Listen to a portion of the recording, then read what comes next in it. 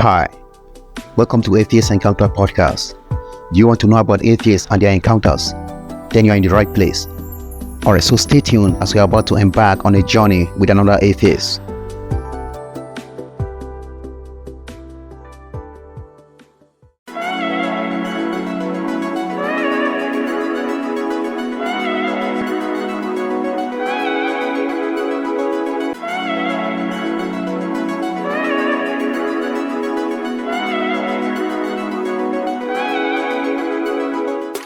Hi, welcome to Atheist Encounter Podcast. My name is Fabrice, and we have a guest on our show today. But before I introduce our guest, we are going to introduce our guest co-host.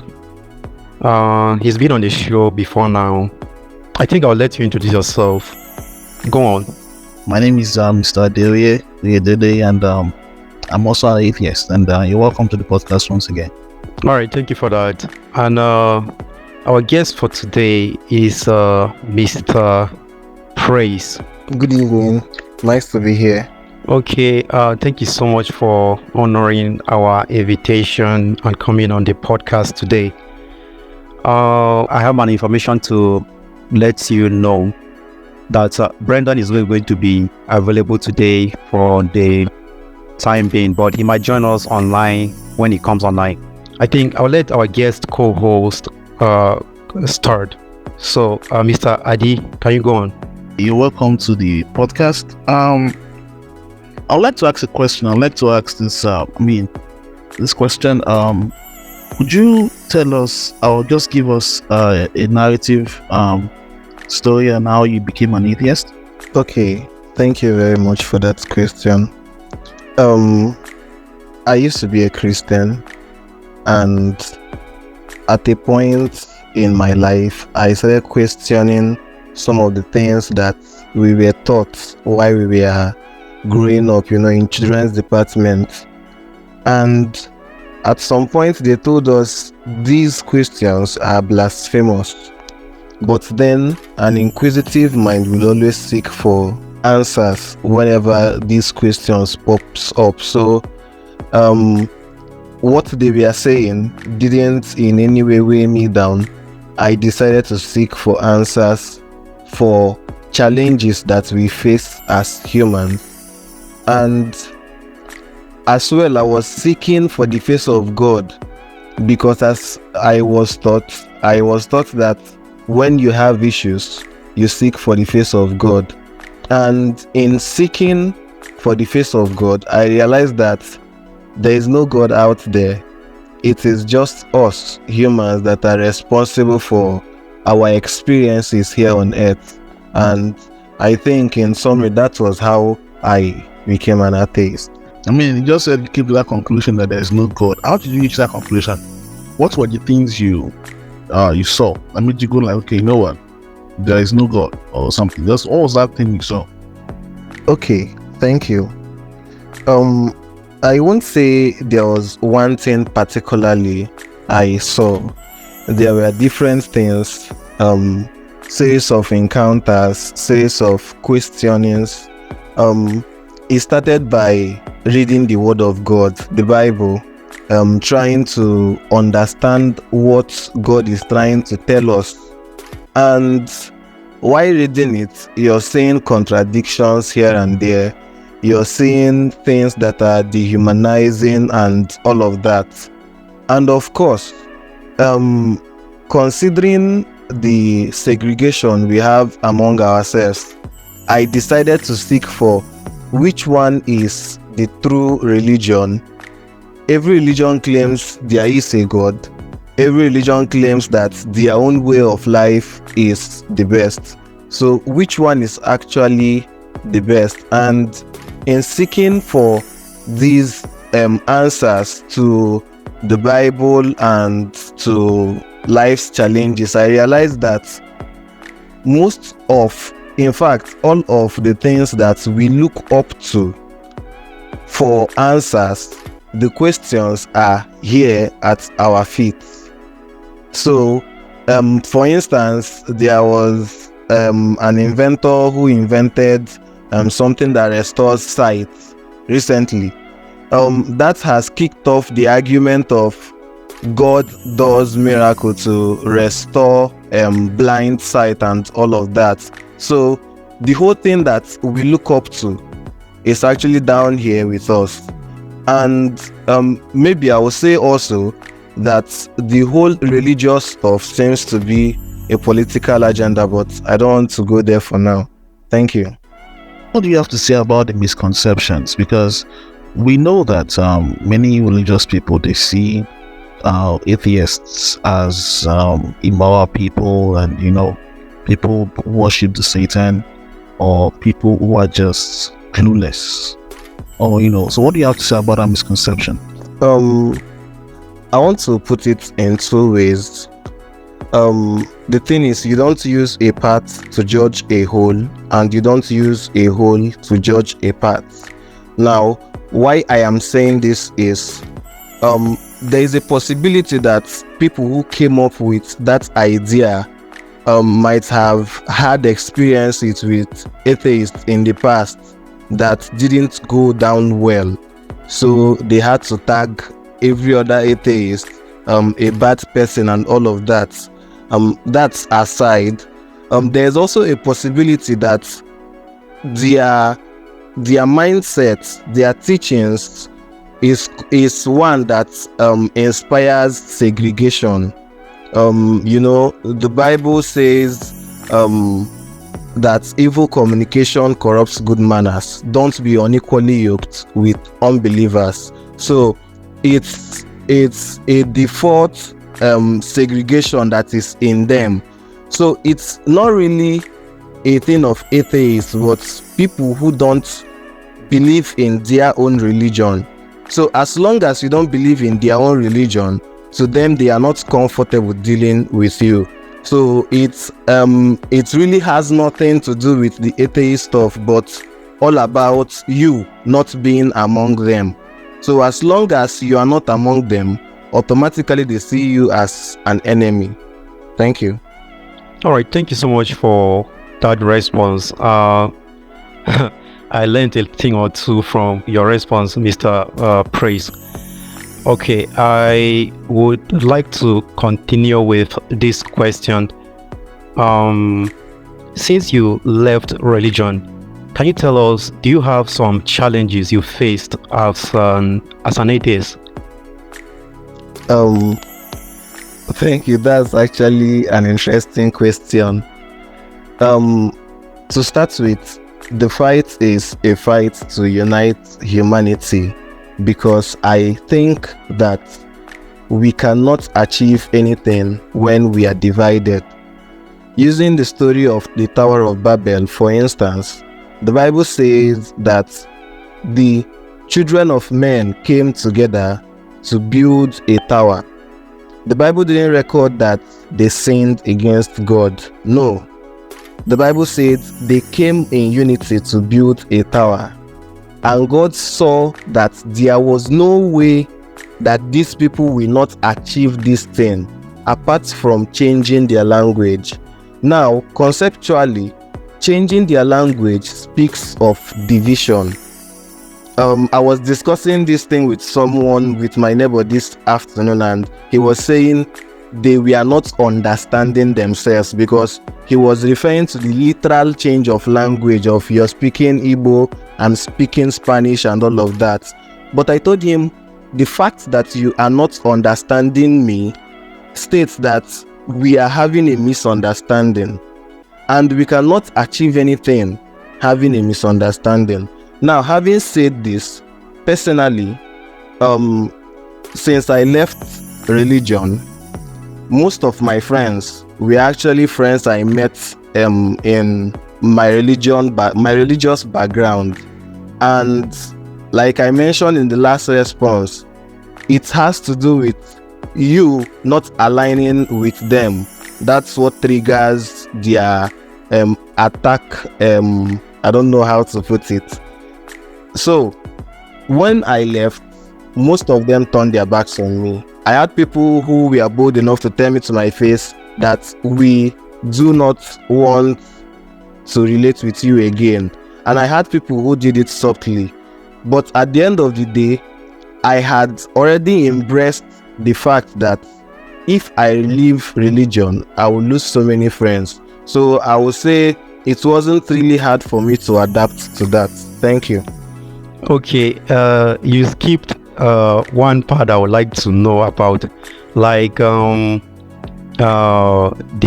immediate family, your nuclear family. How did they reacted when they discovered, or when you told them, nah, you are not doing this again, and you left? I mean, you dropped the whole thing. I have two brothers, and the both of them are atheists too. The three of us, we don't believe in God, and my both parents are still Christians. Now, why I try to make them understand that this thing is not really good per se, while I try to educate them on what atheism is, they don't really align with my own views. And in my last response about my relational issues after I left religion, I used it as kind of, I don't know how to put it. I had to put myself in my own shoes to remind myself of the fact that when I left religion, most of my friends left me. It was more like a stranded game, a lone game. My parents are old. To an extent, what keeps them happy is that association. So if this is what will make them to continue being happy and be old for me, let them just stay there as long as they are enjoying the association they are having. But then I will still say this thing. I know my parents might not accept it, but I am sure that they know the truth. Thank you. Well, you actually have a point there. Some parents actually understand how these things work, but they just, some of them can't actually comprehend the whole thing, but in a way, they support their son's decisions and they try not their best not to come between their son's love and all that. Well, thank you for that. I really appreciate it. Alright, now that you're an atheist, can you tell me how you find meaning and purpose in life? If not from religious beliefs. I mean, how do you do that as an atheist? Okay, there is two words I've been using even since I was religious, and those two words that guide me is intentionality and responsibility. Now, if for instance I need something, I set it as a goal and I work towards achieving that. I believe that this should be how humanity should be like. The question of belief and hope should be erased entirely from the earth's surface. Permit me to say that, because they don't really have any hold on anything that is substantial. In Karl Marx's letter or Karl Marx's article, which he captioned "Religion is an opium of the masses," he described religion as a metaphysical balm to a physical wound, which is, for instance, we are fighting and I cut you with a knife or a sharp object, and instead of trying to patch that wound, with first aid treatment, I start telling you sorry while I watch you bleed, while I watch you go through the whole pain and all of that.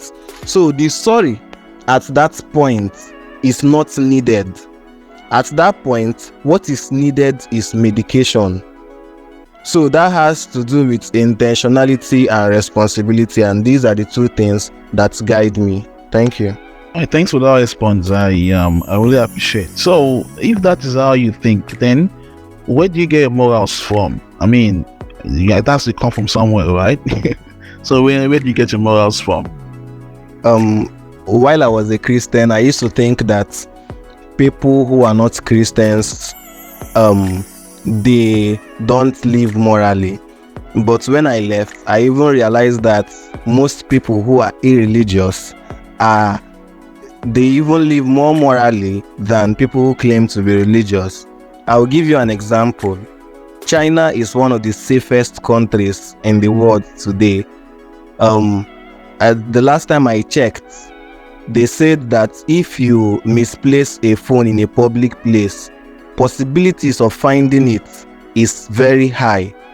Now, bringing it down to myself, I think that there is no good or there is no bad, because what we think is good here, in another place, it is outrightly wrong. What we think is wrong here, in somewhere else, it is very much acceptable. But then, I go with the golden rule, which says, do to others what you want them to do to you. In Igbo, I go with the Igbo judicial system, which is the Ofonogu. So if you understand the Ofonogu, you will understand that you shouldn't intentionally offend somebody, because this person is a human being. This person has emotions and everything that makes up a human being. So just live your life upright and avoid issues. But then, low-key, I'll have to add this one. I know they find wahala, but if wahala come, no wahala. Thank you. All right, thank you for that. I actually like the part you said, they like wahala, but then when wahala comes, you take it up, and what do you do with it when you take it up? Where I come from, they say, so what it means is that you won't be in a critical situation where you can help yourself and you won't help yourself. For instance, if someone is coming to punch you and you can fight back, you won't stay there and watch the person fight you and beat you to death when you know that you can fight back. After all, in law, they call it self-defense. So that's just it. All right, thank you for that. Actually, Brendan is online now. He just came online. So, Brendan, can you do your introduction, please? All right, thank you very much. Good evening, everyone, or good afternoon, good night, depending on where you are joining us from. I'm sorry to be late. I had a bit of a problem, like accessing the internet. I have a bit of network issues. Good evening, everyone. Welcome to the Artist Encounter podcast. Thank you. All right, thank you so much for that. And I think I'll let you ask your questions if you are ready. Go on. Mr. Praise, as an atheist, what will be your response to God bless you? Someone who says God bless you when I did something for the person, permit me to use the word, I see the person as someone who is not grateful. It's just like when you're sick and you go to the hospital to seek for medication, and at the end of the day, after the doctor's struggle, you get back to health. Instead of going to show the doctor appreciation, fat ram and take it to church to do thanksgiving to a God in heaven that watched you fall sick. And it doesn't speak well for the society, because, for instance, what we are seeing now, the death rate is too high in the society. I know that appreciation of doctors is not the major issue that is backing up the death rate, but I think that it is also a fraction of it, because if our doctors are being appreciated well, they will put in more input to what they are doing. So generally, anyone who doesn't appreciate the source where favor, or will I say where something came from, the person is not really grateful. Thank you. All right, thank you for that response. And I have a follow-up question to that. Do you think someone who have been an atheist before can become a full-time theist again? Okay, yes and no. Yes, someone who has been an atheist can go back to being a full-time theist or being a religious person, and there are different things that can lead to that. One is societal pressure. Yes. Or will I say peer pressure? Sometimes one might leave, and when this person starts facing rejection and all of that, the person will just hide his face and go back just to keep on gaining the things he or she was gaining. That's one. Number two is that I believe that we are all seeking for knowledge. And in the quest for seeking for knowledge, there is a possibility that something can still hook the person back to theism or the path of religion, and that's understandable. That's for my answer of yes. Now, for my answer of no, I think that some persons who might have seen the light will actually find it very, very hard to go back. Thank you. All right. Thank you so much for your response to that question. And I would like to ask this question.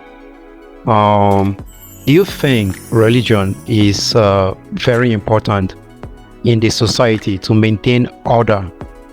Okay. Religion is not really important to maintain order. In fact, religion is one of the biggest things that is influencing disorder in the society, starting from its inciting its believers, yes, not to align with people who are not in the same religion with them. It speaks of misunderstanding. And like I mentioned earlier, a house that is divided among itself cannot stand. When the people cannot agree on a thing, that is where their problem starts. Now, we have an issue in the society, which is the issue of selecting which religion is authentic. This one says our own is authentic. This other one is not authentic. The other one is saying, no, it is ours that is authentic. The other one is not authentic. And an atheist is saying, I think all of you are not authentic. The one that is authentic is just you being a free thinker. Think for yourself. Don't believe in that imaginary God. So if human beings can man up to their responsibilities and be intentional about bringing order in the society, they can achieve that without religion. Okay, I would like to ask another question. What do you think about the concept of afterlife? Okay, thank you. The fact is that nobody who has died has ever come back to tell us this is what life looks like after death. But then I believe in evolution, but not necessarily the kind of evolution that we think about. The evolution of someone dies and at the end of the day, maybe generations later, the person enters the womb again and comes out. Not really that. I believe that we transform from a particular energy to another energy, and that's just what happens after life. I will give an instance with inanimate things. Inanimate things, sometimes when they are no longer in use for the thing they were produced for, we tend to recycle them. This can also be the fate of human beings. Yes, your dead cells, they will turn to manure and the rest of them. But for having a place where human beings go to after life, maybe a heaven or a hell or all of that, I don't believe in that. Thank you. What is your response to the people who claim that atheism is just another belief system? I mean, what do you have to say about that? I don't know. Everybody has their own experience and everybody has their own say. But what I would say is that someone cannot really judge from outside. I think the whole goal of atheism is to question the things that we were taught in religion. Yes, or will I say the whole opposite of religion. So if someone says that this is a religion on its own, it's the person's opinion. Some persons might also say this is not a religion, it's a movement. It's also the person's opinion. Everybody has their own opinion.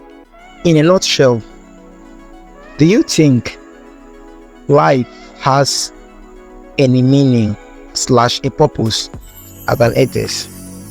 I actually think that we get to find out what we are good at, and we cannot find out if we don't experiment. So it's up to us to check out for the things that we are good at.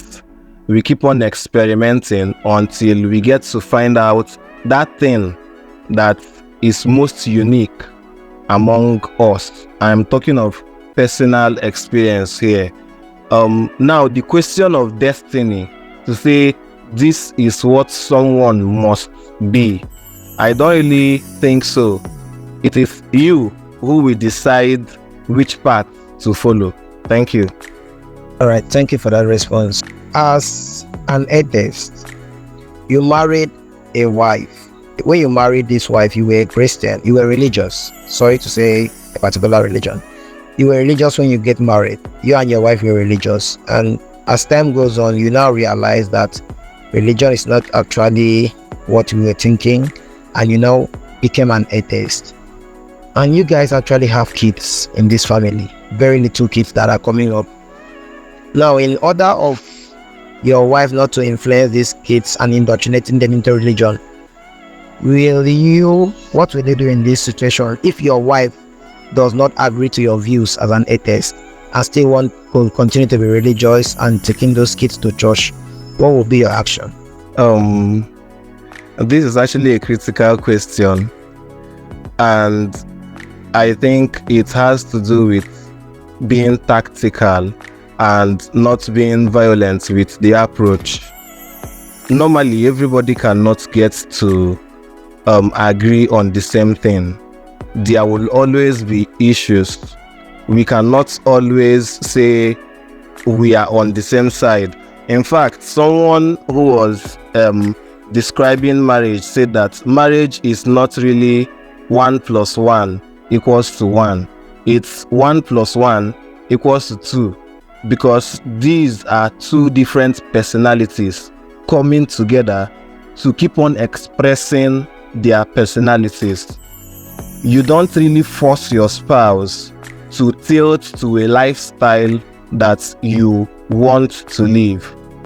The only thing you can do is to make the suggestion. You cannot force your spouse to live the life you want to live. Appreciate the fact that these are two personalities that are coming together to express their personalities, their individual personalities. One cannot entirely collapse his or her personality to that of the spouse, because our individual experiences differ. But then the only thing you can do to your kids and to your wife is to suggest to them that these are my findings. There can always be room for peaceful arguments. The essence of an argument is not to fight. Sometimes when we mention things like argument, people's mindset goes to violence. No, argument is just a debate. Let us talk about this thing. Why do you think your religion is the best for this family?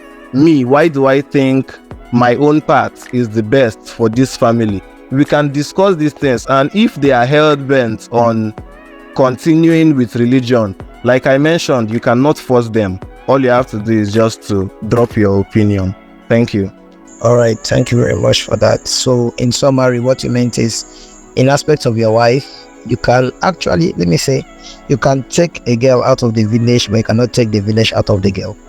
Okay, thank you so much for that response, Mr. Praise. Okay, I do have a question here, and I would like to get your response to that as well. Okay, the question is, when you are invited by religious people to wedding, let's say, for example, in a church, or maybe a funeral that is held in the church, would you honor the invitation or would you turn it down? Okay, personally, I don't really like going out. Even when I was religious, you will invite me for an occasion and I'll look for a way to turn it down because I don't really like interacting with crowd. I prefer my own company. So in this case, it has to do with my relationship with the person. Definitely, even last year, I had to, one day, I ironed my clothes and I was like, I need to go back to the church where I was worshiping. I legit went to church and I worshipped with them just to, will I say, to revive the little relationship, to revive those memories. I had to do it one day and I came back. I didn't feel bad about it. I enjoyed the service that day. So if a religious person is inviting me for an occasion and it's in the church and it's something I should attend to, I will definitely attend the event. Thank you. Can I add to that? Still on the issue or the church aspect, let's say this lady, you meet this lady, you are really in love with her. She's not that religious, maybe she's skeptical. So you guys match up in a way, you guys connect in a way. But for the sake of her family, she requests for a white wedding, like you guys want to bond even further.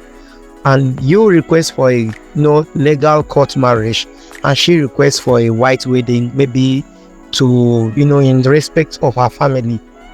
Will you be willing to do that? I can't marry a lady who, in this 2024, still thinks that a white wedding is the validation a wedding actually, or a marriage actually needs. So I won't go for it. Thank you. All right. Thank you very much for that. All right. Thank you so much for that response as well, Mr. Praise. Okay. Away from that, let's talk about this question I have right here. Are there some activities that you were doing when you were religious, and now that you're an atheist, you still maintain them? Activities like, let's say, celebration of Christmas, celebration of Easter, the rituals of fasting and all those stuff. Okay, for fasting, I actually fast when I think I don't want to eat, not because of any religious stuff. And for Easter, Christmas, and the rest of them, even when I was religious, I was skeptical about those events because I already knew that these events didn't really have Christian background. Most of them had pagan backgrounds. So religious people even celebrating something that has to do with paganism, I think there is a mix-up somewhere. So I don't involve myself in that. Thank you. Okay, what's your perspective about this question I'm going to raise now? What do you think about the separation of religion and the government? Do you think it's a good idea? Religion cannot be separated from the government because religion is the government and the government is religion. In fact, if you look at both of them critically, you will understand that this is that and that is this. I usually say, and I quote myself, religion and politics are two sides of a coin and they are inseparable. So I will give an instance. In the Bible, if you check the history of government in the Bible, you'll see that it started with theocracy, to the best of my knowledge. Now, that aside, if you check the concept of religion and you check the concept of government or politics, you realize that both of them are the same thing. The government, they give you laws, just as religion gives you laws. and the government, they install fear in you. They give you parameters. Do not question this. The government is authentic. In fact, religion, the Bible says in the book of Samuel that you should not question constituted authorities. You should respect them. Whenever you disobey them, that you are disobeying God. Now, should we also obey constituted authorities when they are acting against humanity? That should be the question here. So that's about the whole fear stuff and the control stuff. When it also comes to taxation, the government will tax you every time. Bring your money, electric bill, everything, inflation. You go to church, you face the same taxation. Pay your offering, pay your tithes, pay your seed, first fruits, pay your seed faith, and the rest of them. So if you look at both of them critically, you realize that both of them are actually the same thing. They are a system, a matrix system, and that is the system that we are fighting against. I am an Igbo man, and in the pre-colonial Igbo history, they taught us that the Igbo were acephalous, Igbo enweze. We didn't really recognize, or we didn't really uphold the federal system of government, or will I say the centralized system of government. We upheld the decentralized system of government, which is more people-centric and which is more democratic, if we should define democracy by what it actually is. If you say, should we separate both of them, what I will think, or what I will say, my response to the question is, or maybe I should twist the question to, should we separate religion and politics from the earth, from humanity? Thank you. All right, thank you for that. Reading from our chat, there's a chat going on in the thread of this podcast. Somebody, Obolo, sorry if I murdered your name, he said there are countries where religion is separated from state. It's not a norm because it's happening in our country. So what do you have to say? Do you think it's possible when religion is separated from the government? Do you think it's going to foster a good society for everyone? Yes, but like I mentioned in my last comment, I said that the twist to this question should now be whether we should remove both religion and politics from humanity. Now, responding to this your question, what I'll say is, the point when you remove religion from government, you've brought the people to critical thinking.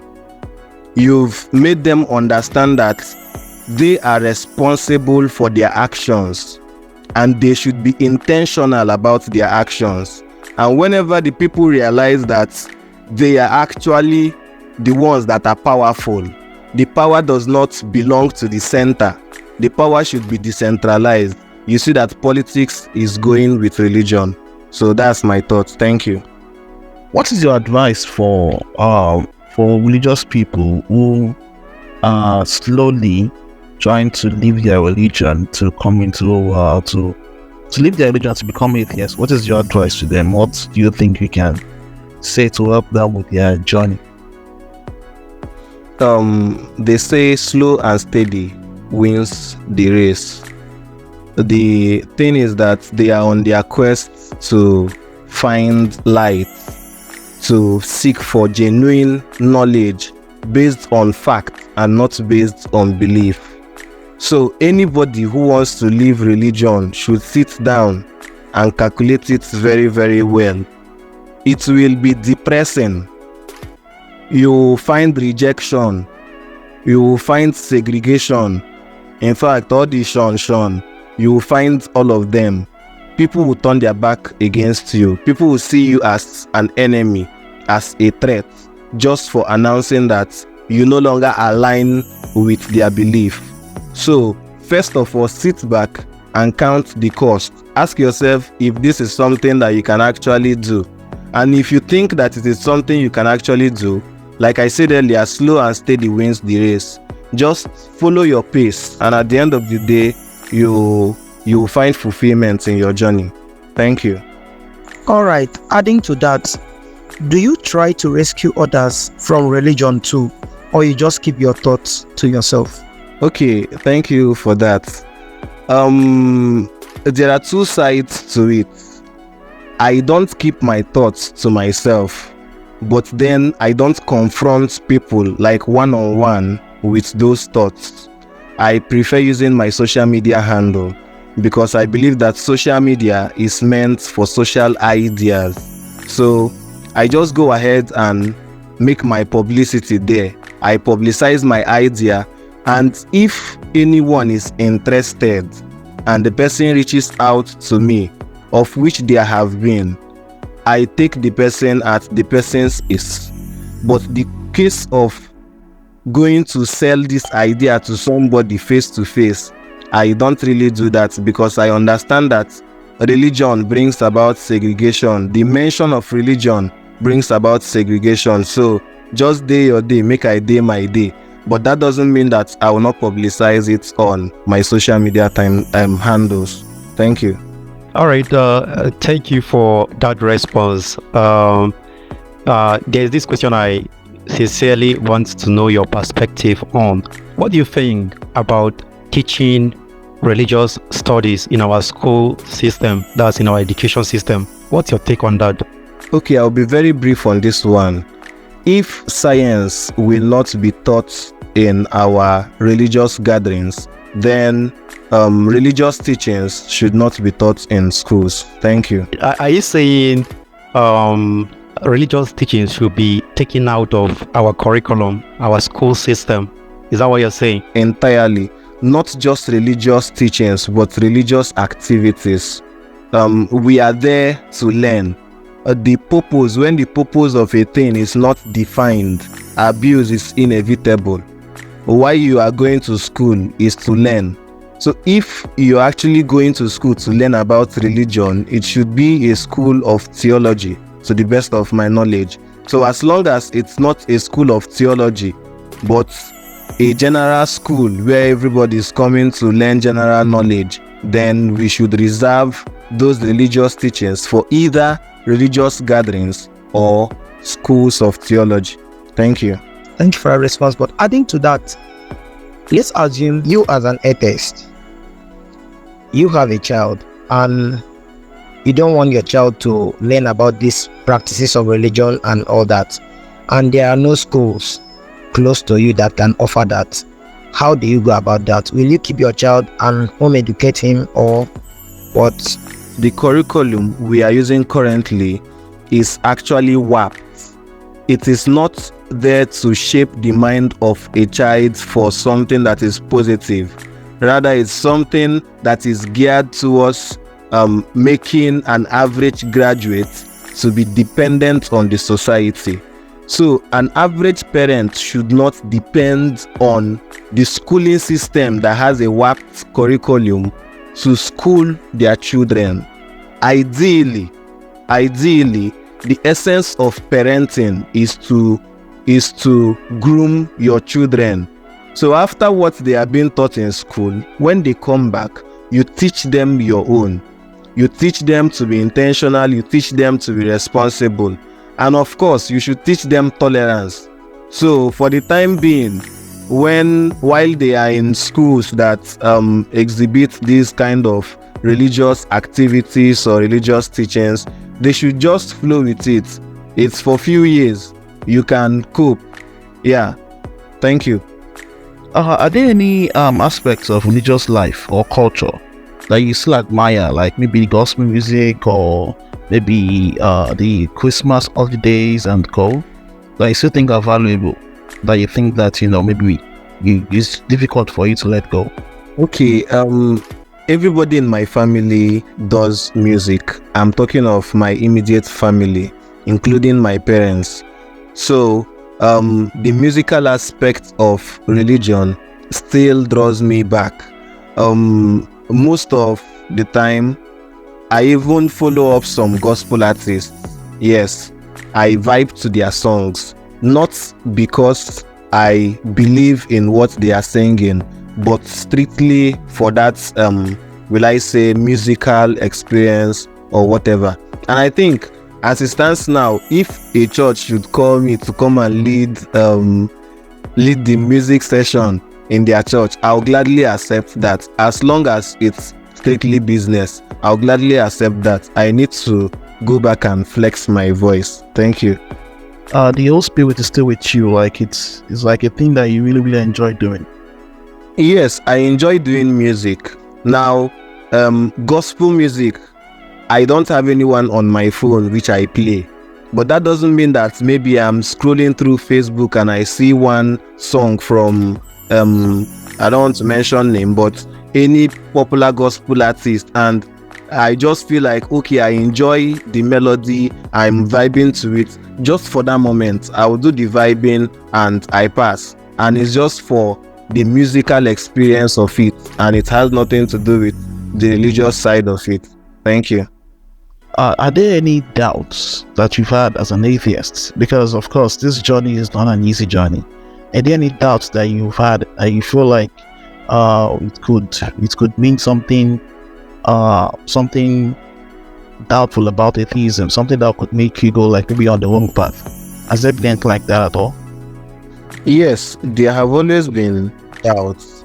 There are some times when you continue going on a journey and you're like, am I on the right path? The fact is that nobody have lived life before. This is our first time. Everybody is coming to have a one-time experience, and nobody will say he or she has the monopoly of ideas on how to live this life. So I just go with the few facts I have, and that keeps me going. Whenever I have doubts, I try to fish it out. I try to find out what is actually the issue here. Let me try to get a fact to back it up, because once fact comes in, belief and all of those things, they step aside. Thank you. Mr. Praise, thank you so much for that response. And I have this question. What do you think about the concept of forgiveness? Do you forgive when somebody wrongs you? Okay, thank you very much. Like I mentioned earlier, I no like wahala, but if you carry wahala come, no wahala. If you wrong me, and I know that you wronged me, and I feel bad about it, there is this natural instinct to retaliate. And if I can, I will, to justify my conscience. But then, on another hand, sometimes you allow tolerance to take its course. So I've had situations whereby I've been wronged and people were actually expecting me to act in some kind of way, like to take vengeance into my hand. And at the end of it, I'll just overlook and be like, let's let this thing slide. So it's on two ways. It's either I retaliate if I find that case worthy of retaliation, or I just let it slide if I think it's not something too big. Thank you. How do you handle people who are very religious and they want you to they kind of preach to you and they want you to join their religion? How do you handle people like that? Okay, it's simple. I have always been a debater, even when I was in school. So I find it something that's an exciting moment. When you come, I engage you in a debate, and it's usually a whole lot of debate. So I don't have any personal issues with anybody based on their religious belief. But if you try to convert me to your religion, I will sit you down and we'll talk about it. That's just how I handle it. Thank you. All right, thank you for that. And I also have a follow-up question to Dad. What's your perspective about humanism? That's the the concept of humanism. What's your perspective about that? Humanism should be something that has to do with humans. That's something that favors humans. So I think it is something we should uphold, because at the end of the day, despite our religious or ethnic or tribal differences, we are still human beings, and we will still go through human experiences, not religious experiences, but human experiences. Someone in this religion will suffer from malaria and go to a hospital, and in the next ward is someone from another religion suffering from the same malaria that came to the same hospital to seek for treatment. So at the end of the day, despite whatever it is that divides us, we still go through that human experience or those human experiences. So us neglecting the concept of humanism is like neglecting our own selves. And of course, we cannot go further if we don't appreciate what we have. Like I mentioned in the comments where you asked me about someone not appreciating me for what I did, I think the same thing is also applicable here. Human beings should learn to appreciate human beings. Yes, for instance, we are complaining about global warming. I think we need to plant more trees instead of flying private jets to go to countries to lecture them about global warming. We need to fly more trees. We need to focus our technology on green technology or technology that is more eco-friendly. So that's just it generally. Thank you. Thank you very much for that. I agree with you with what you said. And I'm like thinking, I want to ask this question rather. I'm guessing you must have encountered a Christian and they probably give you arguments for why God exists. Please, out of the other arguments you've heard, is there anyone you can say is the best you've heard so far? And what is your debunking for such arguments? Thank you. I've had series of arguments about the existence of God. For instance, I've also got a series of other arguments. People who say that everything in the world should have a creator, or will I say must have a creator, and the creator is God. Then I ask them, who now created God, since we are judging by the first premise of the argument that everything must have a creator, and you now tell me God doesn't have a creator? You are juxtaposing the argument here, and it doesn't really make any sense. So the arguments about the existence of God, they have already been refuted by science and by reality. Reality is very brutal. It doesn't care about your sentiments. So whichever argument that religious people have about God, reality and science have been there to refute everything. Thank you. All right, let me add to that. In your own views, how do you think humans came into existence? Okay, to the best of my knowledge, I do not have an answer to that question. And so far, I haven't gotten any tangible response, because any place you seek for response, they give you their own side of the story. And everybody seems to be giving contradicting stories about the existence of human beings. So I would say for now, the answer is not known yet.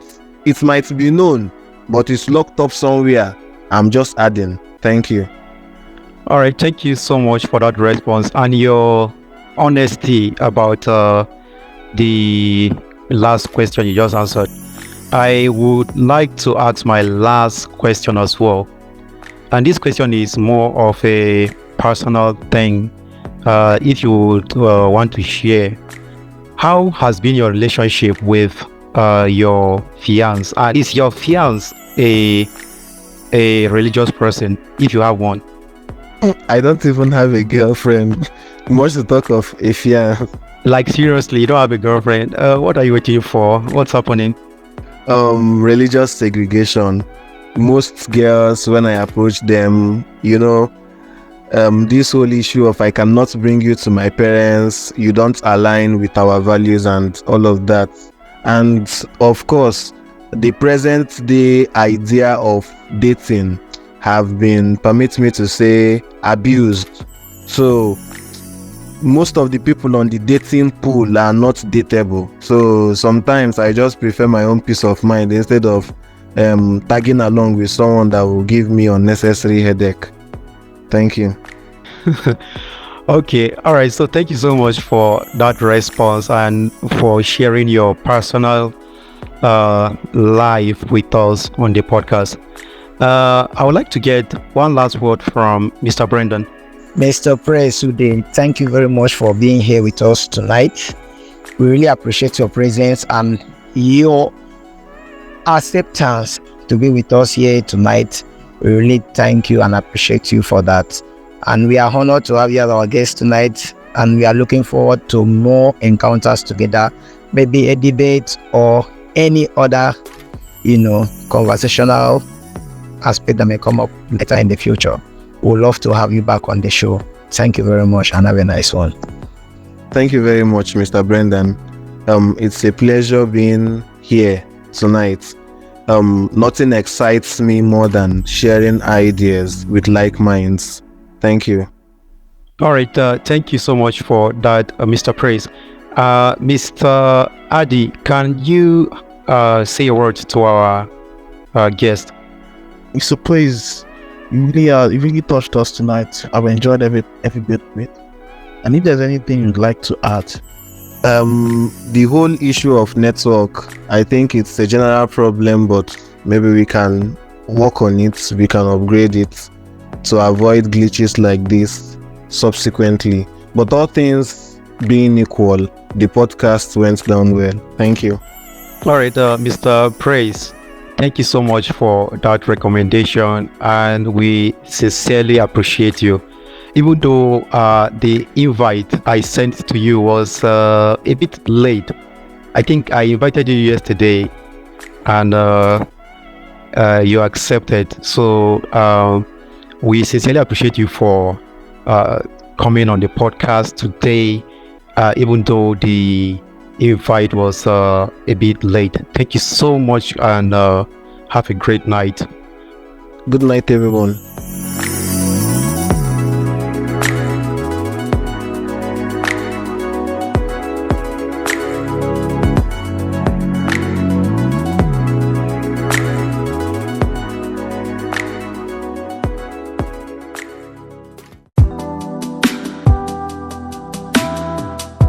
Alright, so after listening to that, what do you have to say? Drop us a comment in the comment section below.